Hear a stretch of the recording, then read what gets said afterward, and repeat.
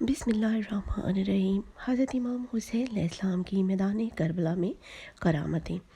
اللہ تعالیٰ نے حضرت امام حسین علیہ السلام سے کرامتیں میدان کربلا میں لشکر یزید لعین کو اس لیے دکھائیں کہ تمام حجت ہو، حجت مکمل ہو۔ قوم یزید لعین اب بھی وقت ہے سنبھل جا، تم ان پر عظیم ظلم عظیم ڈال رہے ہو جو سراسر اول داخل راہ حق پر ہیں۔ لوگوں کو اس بات کا یقین ہو کہ اللہ تعالیٰ کے تمام نبی مستجاب دعوت ہوتے ہیں اور ان کے کچھ پیروکار بھی مستجاب دعوت ہوتے ہیں، اور آپ صلی اللہ علیہ وسلم کے صحابہ کرام رضی اللہ عنہم اور آل پاک میں مستجاب دعوت اشخاص سب امتوں سے زیادہ تھے۔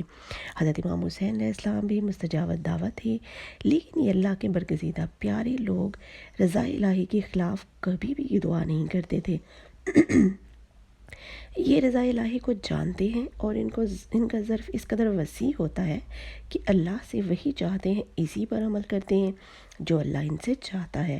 اللہ کے حکم سے اللہ تعالیٰ کے کرم خاص سے سبب اپنے متعلقہ لوگوں کے حال و مستقبل کو اس طرح دیکھ رہے ہوتے ہیں کہ جیسے لوح محفوظ کو دیکھ رہے ہوں، لیکن یہ اللہ کے پیارے بندے اللہ تعالیٰ کے اذن کے بغیر زبان نہیں کھولتے۔ یہی تو آل رسول صلی اللہ علیہ وسلم، صحابہ کرام رضوان اللہ علیہم اجمعین، صالحین امت کا ظرف ہے کہ سامنے آگ کا دریا ہے، اسے دیکھ رہے ہیں، پھر بھی اللہ کی رضا کے لیے اس میں بھی بے جھجک بے خوف و خطر کود پڑتے ہیں۔ اللہ تعالیٰ نے حضرت امام حسین علیہ السلام کے نانا جان صلی اللہ علیہ وسلم اور ہمارے پیارے رسول پاک صلی اللہ علیہ وسلم کو سید المرسلین، پیغمبر اول و آخر، خاتم النبیین بنایا۔ آپ صلی اللہ علیہ وسلم کی آل کو خاص طور پر آخرت کی اعلیٰ درجات نصیب فرمائے، اس لیے نہیں کہ وہ آل رسول صلی اللہ علیہ وسلم ہیں، اس لیے وہ قرآن اور سنت پر بالکل درست چلیں گے، اس سے کسی صورت نہیں ہٹیں گے، اسوہ حسنہ ہی کی اتباع کریں گے اور امت کی رہنمائی کریں گے۔ جب راہ حق بھی قربان ہونے کا حکم دیا جائے گا تو ایک لمحہ کے توقف کے بغیر بے درے بے قربان ہو جائیں گے، جیسا کہ حضرت امام حسین علیہ السلام نے کیا۔ دشمنوں کے گروہ میں سے ایک شخص گھوڑا دوڑاتا ہوا سامنے آیا جس کا نام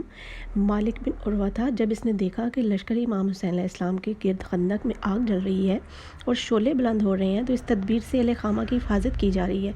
تو اس گستاخ بدبادین نے حضرت امام حسین علیہ السلام سے کہا، اے حضرت امام حسین علیہ السلام، تم نے وہاں کی آگ سے پہلے یہیں آگ لگا لی۔ حضرت امام حسین علیہ السلام نے فرمایا، ترجمہ: اے اللہ کے دشمن، تو جھوٹا ہے، تجھے گمان ہے کہ میں دوزخ میں جاؤں گا۔ حضرت مسلم بن اوسجہ رضی اللہ عنہ کو اس بدبخت کا یہ جملہ بہت ناگوار گزرا اور انہوں نے حضرت امام حسین علیہ السلام سے اس بد زبان کے منہ پر تیر مارنے کی اجازت چاہی۔ آپ رضی اللہ عنہ نے انہیں اجازت نہ دی مگر اللہ تعالیٰ کی بارگاہ میں ہاتھ اٹھا کر دعا کی، یا الہ العالمین، عذاب نار سے پہلے اس گستاخ کو دنیا کے اندر آگ کے عذاب میں مبتلا فرما۔ حضرت امام حسین علیہ السلام کا ہاتھ اٹھانا تھا کہ اس کے گھوڑے کا پاؤں ایک سوراخ میں گیا اور گھوڑے سے گرا اور اس کا پاؤں رکاب میں الجھا۔ گھوڑا اسے لے کر بھاگا اور آگ کی خندق میں ڈال دیا۔ حضرت امام حسین علیہ السلام نے سجدہ شکر کیا، اپنے پروردگار کی حمد و ثنا کی اور عرض کیا، اے میرے پروردگار، تیرا شکر ہے، تو نے اہل بیت رضی اللہ عنہم سے رسالت کی بدخواہ کو سزا دی۔ شہادت کے بعد کے واقعات۔ کربلا میں آل رسول صلی اللہ علیہ وسلم پر وہ ظلم عظیم ہوا تھا جس پر زمین و آسمان خون کے آنسو روئے اور کائنات پر تاریکی چھا گئی۔ علامہ امام ابن حجر عسقلانی رحمۃ اللہ علیہ، امام بیہقی رحمۃ اللہ علیہ، حافظ ابو نعیم رحمۃ اللہ علیہ، علامہ ابن کثیر رحمۃ اللہ علیہ، علامہ ابن حجر مکی علیہ رحمۃ اللہ علیہ، امام جلال الدین سیوطی رحمۃ اللہ علیہ اور شاہ عبدالعزیز محدث دہلوی رحمۃ اللہ علیہ جیسے جلیل و قدر محدثین نے اپنی معتبر تصانیف میں روایات نقل فرمائی ہیں۔ چنانچہ حضرت بصرہ زاویہ رحمت رضی اللہ تعالیٰ عنہا فرماتی ہیں کہ جب حضرت امام حسین علیہ السلام قتل کیے گئے تو آسمان سے خون برسا، صبح کو ہمارے مٹکے گھڑے اور سارے برتن خون سے بھرے ہوئے تھے۔ حضرت زہری رحمۃ اللہ علیہ فرماتے ہیں کہ مجھے خبر پہنچی کہ جس دن حضرت امام حسین علیہ السلام شہید کیے گئے، اس دن بیت المقدس میں جو پتھر اٹھایا جاتا اس کے نیچے سے تازہ خون پایا جاتا۔ حضرت ام حبان رضی اللہ عنہا فرماتی ہیں، جس دن حضرت امام حسین علیہ السلام شہید کیے گئے، اس دن سے ہم پر 3 روز تک اندھیرا رہا۔ جس شخص نے منہ پر زعفران غازہ ملا، اس کا منہ جل گیا اور بیت المقدس کے پتھروں کے نیچے تازہ خون پایا گیا۔ خلف بن خلیفہ اپنے والد سے روایت کرتے ہیں کہ جب حضرت امام حسین علیہ السلام شہید کیے گئے تو سورج کو گہن ہو گیا اور آسمان سیاہ ہو گیا اور دن میں ستارے نظر آنے لگے۔ حضرت امام حسین علیہ السلام کے قتل پر آسمان سرخ ہو گیا اور سورج کو گہن ہو گیا، یہاں تک کہ دن کے وقت تارے نظر آنے لگے اور لوگوں نے گمان کر لیا کہ قیامت قائم ہو گئی ہے، اور شام میں کوئی پتھر نظر نہیں اٹھایا جاتا تھا مگر اس کے نیچے تازہ خون دیکھا جاتا تھا۔ امام ابن سیرین رحمۃ اللہ فرماتے ہیں، بے شک دنیا پر 3 روز تک تاریکی چھائی رہی، پھر آسمان پر سرخی ظاہر ہوئی، بے شک آسمان نے خون برسایا اور اس خون کی بارش کی سرخی کپڑوں سے پرزے پرزے ہونے تک نہ گئی۔ حضرت علی بن مسہر رضی اللہ عنہ اپنی دادی سے روایت کرتے ہیں کہ وہ فرماتی ہیں کہ میں حضرت امام حسین علیہ السلام کی شہادت کے ایام میں جوان لڑکی تھی، بس کئی روز تک آسمان ان پر رویا تھا۔ بعض مورخین نے لکھا ہے کہ 7 روز تک آسمان خون کے آنسو رویا، جس کے اثر سے دیواریں اور عمارتیں رنگین ہو گئیں۔ جو کپڑا اس سے رنگین ہوا، اس کی سرخی پرزے پرزے ہونے تک نہ گئی۔ امام جلال الدین سیوطی رحمۃ اللہ علیہ فرماتے ہیں،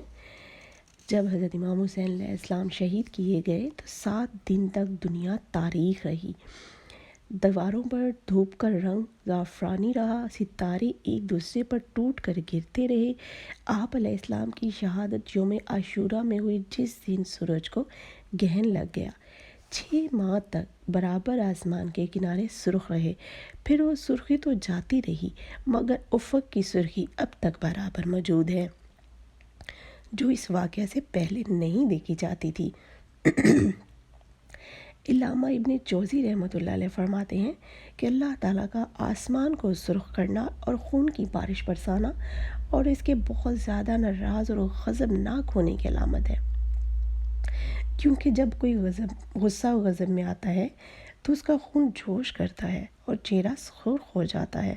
اللہ تعالیٰ بلا شبہ جملہ عوارض جسمانی سے پاک اور منزہ ہے،